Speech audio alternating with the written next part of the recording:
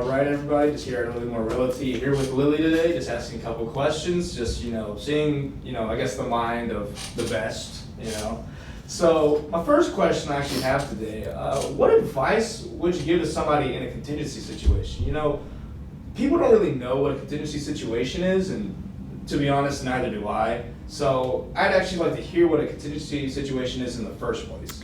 Absolutely. So a lot of people don't even know this. They own a house. They probably purchased their first home or, something whenever they needed a smaller home, bigger home.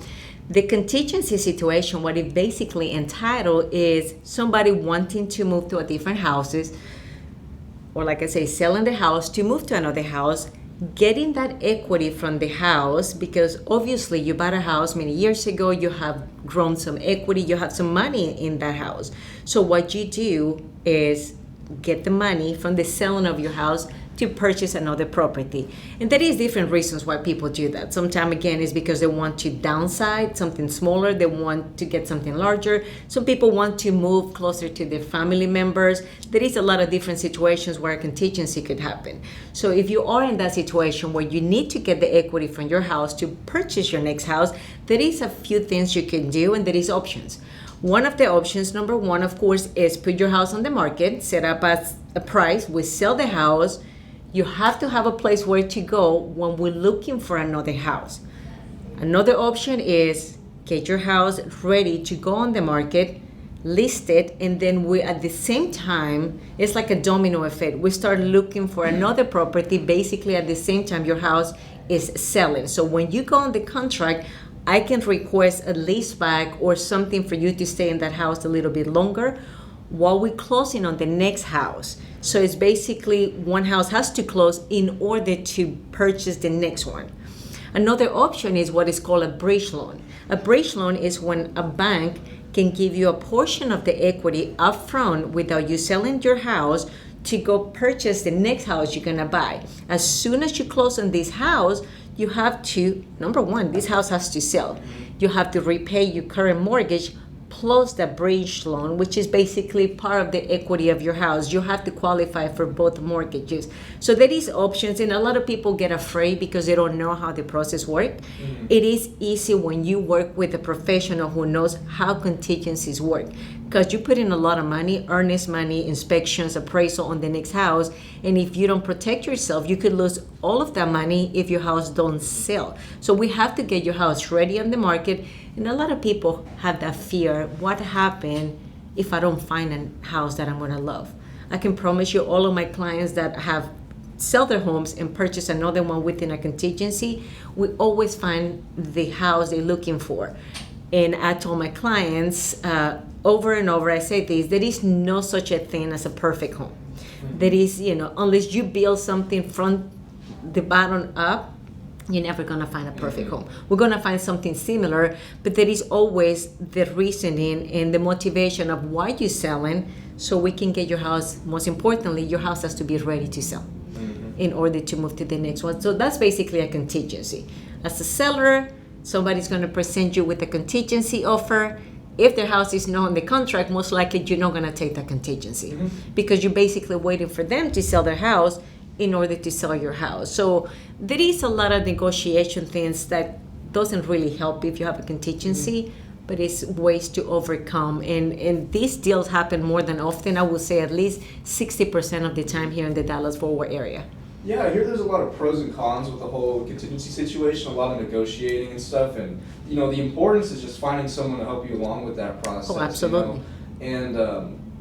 Help like finding someone, the right person to help you with that process, to help negotiating, because a lot of these people, they get into the process. It's a very scary process. It is. People aren't familiar with it. They want to find the best person to help them with that process and find the most trustworthy person they can find.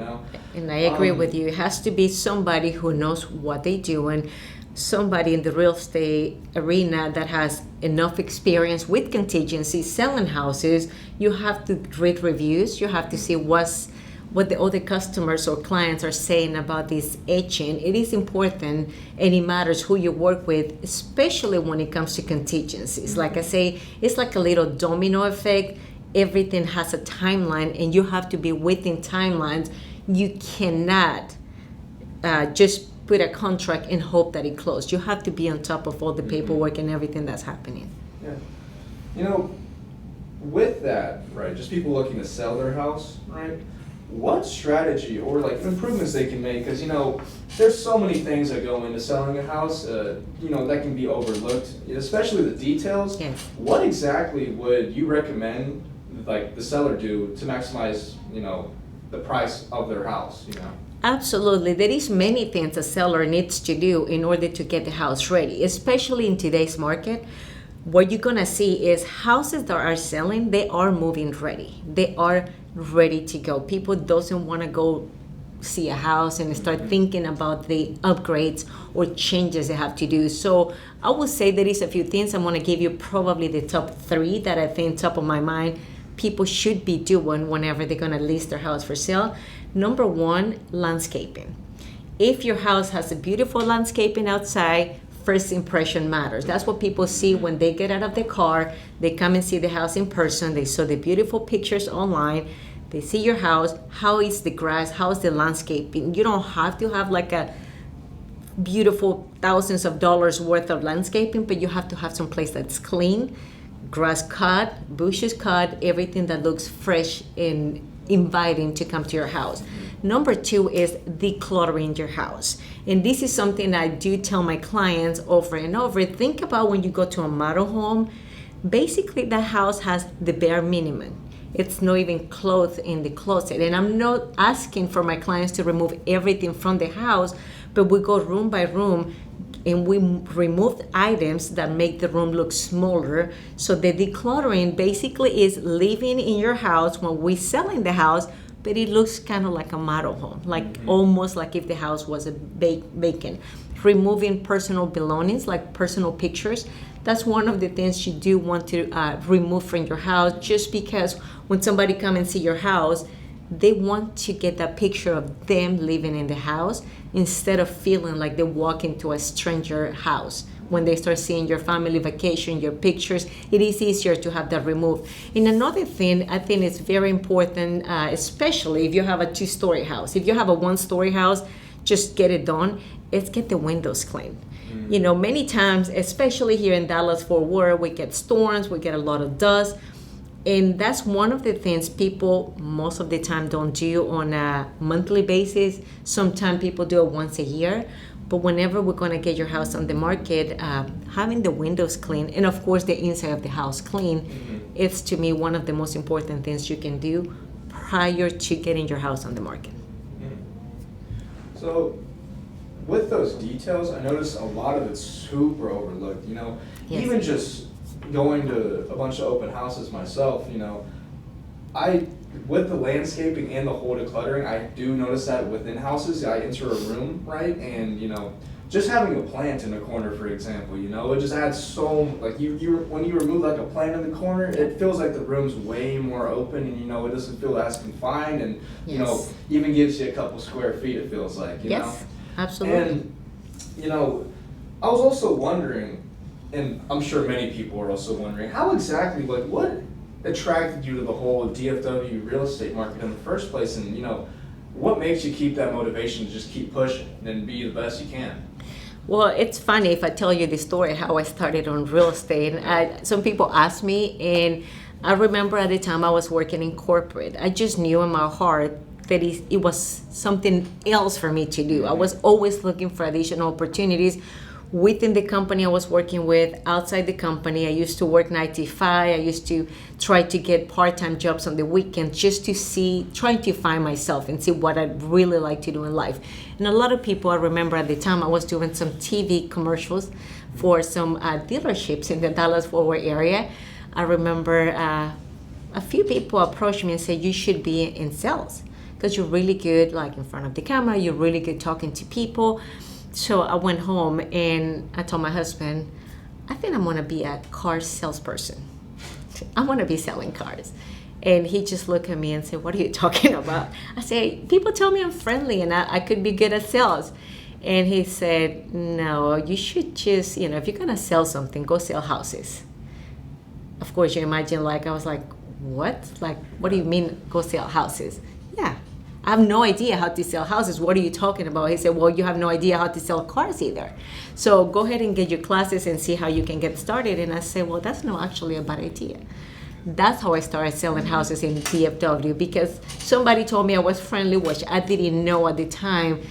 It's not about being friendly only. It's about you have to have a good heart and have that desire to help people. But at the end of the day, you do have to be able to know what you're doing and be a salesperson, because you're selling yourself, and then you have to go ahead and sell what you actually, the product, which is the house. Hold on, let me take this out. You have to sell the houses. So that's how I started in the Dallas-Fort Worth real estate. I got my real estate license, and I didn't know how to start and where to start, and I got my license, and I started telling people I'm a real estate agent now. Buy a house with me. And of course, most people, it's gonna actually shut you down because you have no experience, you are new, you have no idea what you're doing, and that's the reality. I had no idea what I was doing. So how do I keep myself strong in the Dallas-Fort Worth area? I do think you have to have that motivation within yourself. And more than motivation is the discipline to get up every morning. You hear that everywhere. Like, you have to have discipline, you have to have motivation. And it's the truth, because real estate is one of those careers where you have to work all the time. You have to work. I work Monday to Sunday. I get calls from my clients. I'm always available for them. The only time I miss a call or something is if I'm with my family. And even then I tell them, hey, I'm gonna be calling you within less than 2 hours, because I think it's important, that communication. But I do love what I do. I do love talking to people, be part of their stories, and just be able to help as much as I can, especially because I know I'm this tiny little part of their stories in the selling or buying of a home, because that's, to me, one of the biggest achievements for a lot of people, to be able to buy a house. It's such a complex process that sometimes as a real estate agent will make it look so simple, but it's not. It's an emotional and financially roller coaster for a lot of people, and there is no more satisfaction than getting to a closing table with everybody smiling because they are happy either buying or selling.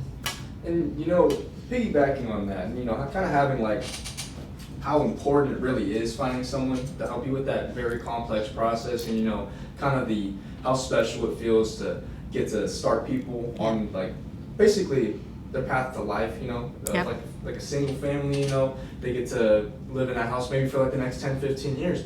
I want to just know kind of how significant really is finding a trustable realtor, and finding someone who is a real professional who knows what they're doing in this market. I think it's the most important thing you can do. When you're thinking about buying a house or selling a house, you do have to do your research. Sadly, it is too easy to get a real estate license. It's taking a few classes, pass a few tests, and boom, you get a real estate license. So there is thousands of people, there is millions of people in the nation. In Dallas-Fort Worth, the amount of real estate agents, you probably know a few, maybe your cousin or somebody who got a real estate license. That does not mean they are professional real estate agents. What it is important for the consumer to know is that person is going to be holding your hand through the whole process, for good and bad. Some agents are amazing at what they do, and that's why in real estate there is 10% of the agents closing the transactions total on MLS, with the other 90% are not doing but just maybe 2 to 4 deals a year. That's not your average. The average is the people on the top 10, because we do real estate day in and day out as a full-time profession, something that we are very proud of doing. So to me, you need to have an expert on your side, somebody who's going to give you advice, not just to get you where you want to go on the real estate path, but also to advise you and avoid mistakes from happening, because it can get really complex. From buying a property, let's say you come to me and ask me about buying a house, and I do my due diligence, and I find out that property is in a flood zone, and you have to pay not just your regular insurance, but you have to pay an additional insurance every year because you are in a flood zone. You probably want to buy a house that you fall in love with, but when we pull the information doing our due diligence, that house had so many issues throughout the years. and I'm probably going to advise you not to buy it. And I hear stories of people who have become millionaire by buying properties and holding to properties because the real estate agent gave them that advice from the beginning to start small, buy a house, then buy the next house, just rent the house, go buy a few properties. There is wealth in real estate, and I'm not talking about the real estate agents. I'm talking about the people who invest in real estate. So you need to have an advisor, somebody on your side looking out for your best interest. And kind of finding a credible and trustworthy realtor, that's kind of the first step. But before that, how would you recommend a client actually find one of these, credible, trusty real estate agents in the first place? Because there's so many real estate agents out here, and you can just very easily just make up a review or something, or you can have people working under a specific company who are just lying and they're not actually as good as they say they are, right? And how would you really just make it easiest for a client to find a realtor? Absolutely. My advice will be to whoever is looking for a real estate agent, number one, go online. Read the reviews. There is reviews on Google, there is reviews on Zillow, Realtor.com. Read the reviews. Most importantly, you can see on Zillow, for example, you can see how many houses that person has sold in the last 12 months. I think it's important to know if you see somebody selling 2 houses a year or 4 houses, like I said last year, it doesn't mean they are a bad person. It just means they are probably not the greatest realtor because they don't practice in real estate as often as somebody closing between 5 to 10 houses every month. Because when you breathe and eat real estate, you speak real estate. It's something that you can imagine if you go to a dentist that just come and perform 4 surgeries a year. Would you go to that person, or you go to the person who actually is doing surgeries every week? It's a matter of the level of expertise and know what are you doing. And no, I'm not comparing a dentist with what we do in real estate, but obviously it's just a level of expertise knowing what you do. And real estate can be very costly if you don't have a good agent on your hands working with you. It could cost you thousands of dollars. It could cost you to lose your house. It could cost you to lose earnings money. It could cost you to lose thousands of dollars because they didn't know how to price the property. So number one, read the reviews, see how many properties, ask questions, interview agents. Interview at least 2 to 3 agents. Whenever we go and talk to sellers or buyers, I think it's important. It's a job interview. They are going to interview you to see if you're capable to doing the job for them. And also, if you connect on a human level to know you're going to be spending some time with that person, either look at the houses or just selling their houses, you become a team. So do you like to work with this person for a few months? Or is something you're like, this person has no personality, I don't want to work with them. I know they're probably good at what they do, but it's not a good match. It's kind of like dating. You have to go interview a few people, talk to them, and see who's going to be a good match for you. But I do think it's important more than ever to have an expert, knowledgeable real estate agent with you. Exactly. And especially with having that, it's just such a scary process as well for new, first-time buyers and sellers, right? They don't really know what they're doing, and having that peace of mind of, having someone who's reliable over anything, and, especially reliable, and just really looking out for the best of you. I think that's the most important parts of what clients are really looking for. Absolutely. Actually, I was also wondering, since you have so many stories you can pick from, just from success or memorable, right? I was wondering what was one of your favorite stories of success or something that you found interesting that happened while you were doing real estate? I have many stories, and I always say, you enjoy the success story, you learn from the failures and the things that you did in real estate. But I do think for me, it always has been, it has a special place in my heart when somebody is in tears at closing because they thought they couldn't buy a house. And I remember this couple, they have been renting for 16 years. They have 3 kids. Their kids' ages were about 12, 10, and 8 years old. And they came to me because I got to meet him. It's a painter. and they were a beautiful family, very nice family. But they came to me and say, "We would love to buy a house, but I don't think we can do it." I got them with a lender. The lender was able to qualify them. You know, it was a very small house, something around 150,000 a few years ago. Whenever we found that the house wasn't perfect, the house was a foreclosure. The house needed to have a lot of updates, but for them it was a place where they were going to raise their family. So we got the house on the contract after beating some multiple offers. These people at the closing table, they were in tears, crying because for the first time ever in 16 years, they have their kids to enjoy a backyard. They have their kids walk into the backyard and say, "This is our home." To me, those are the stories that make me feel like I'm making a change in people's life, because they thought they couldn't do it and they did. And I know that it's nothing more rewarding for people to have that American dream. And to me, that was, I remember my story when I bought my first house. It's an amazing accomplishment. So again, every story is special and different, but there is some stories when you see people crying grateful because you were able to help. Mm-hmm. Yeah, those type of stories, those really stick with you just from how powerful they are, just emotionally as well. And Absolutely. you get to just see firsthand that you yourself helped. Mm-hmm. Yep. Like you help their happiness, Absolutely. in their life and Absolutely. for the future as well. And as we start to slowly wrap this whole thing up, it's been very knowledgeable and amazing. I feel like this is more of a question that a lot of clients would like to hear, because people looking online and stuff, there's always so much different information intake. Some people just want to hear it just easier from a trusted real estate agent. A lot of questions people ask are specifically like, what areas that you see now in the market are in the highest demand, you'd say? In the market, give me 1 second. I was crying for the previous one.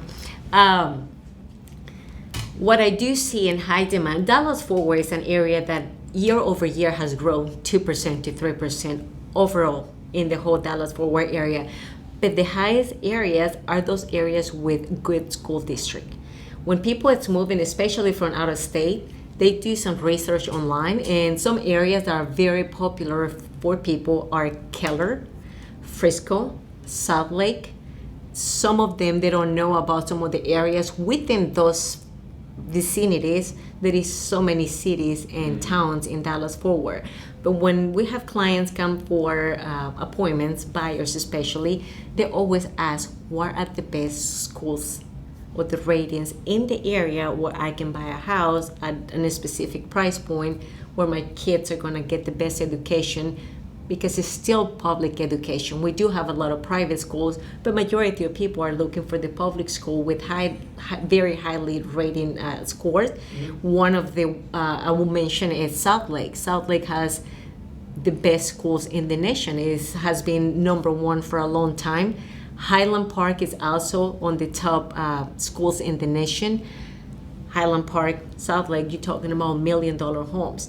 If you still want to have good quality education for your kids, if you have kids, or resale value, even if you don't have kids, you always have to think what are the areas that are going to continue to improve. And I don't have a magic ball to tell you what areas are going to continue to go up, but I do see the vicinity or the areas within those cities. For example, Trophy Club, Roanoke, Hazlitt, places that are growing in density. There is a lot of more people moving in.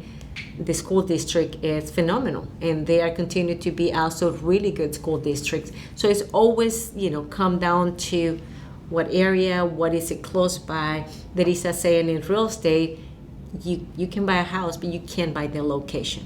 So when you're buying a house, make sure it's on the location that you're going to be happy to have things around you, like grocery stores, great schools, good neighborhoods, whatever it's important to you.